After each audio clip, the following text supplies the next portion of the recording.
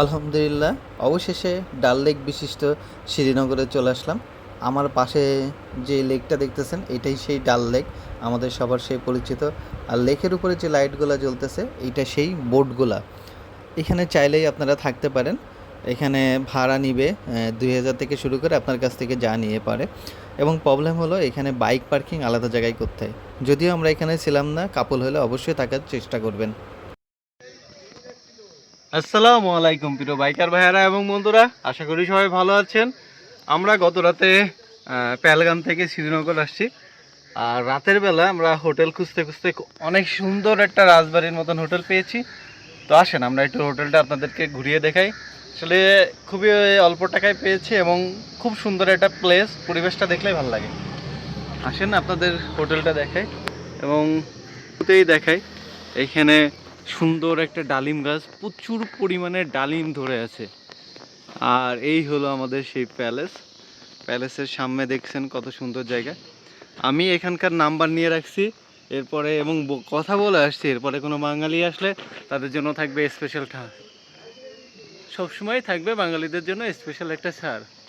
এই দেখেন কি পরিমাণ ডালিম, ডালিম পেকে একেবারে ফেটে গেছে।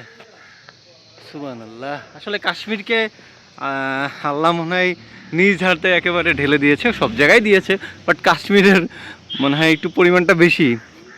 দেখেন কত সুন্দর এই পরিবেশটা। এই হলো প্যালেস।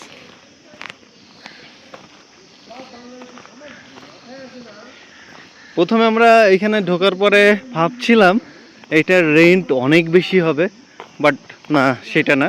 আমরা খুবই অল্প রেটেই ছিলাম। আমরা পার রুম 1500 টাকা করে ছিলাম এবং সেই সাথে আপনার একটা সিঙ্গেল রুম ছিল সেম, ওটা আমাদের 1000 টাকা, মানে 3 রুম 2500 টাকা রাখছিল।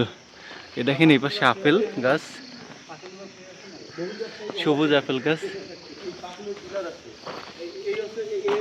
এই যে আমাদের প্রিয় ভাইয়েরা, বিদ্যুৎ ভাই, দীপু, দাদা, হ্যালো শামীম, শ্রীনগর।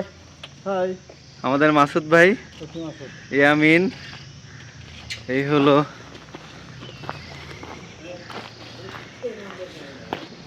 আমাদের সেই প্যালেস। জোস,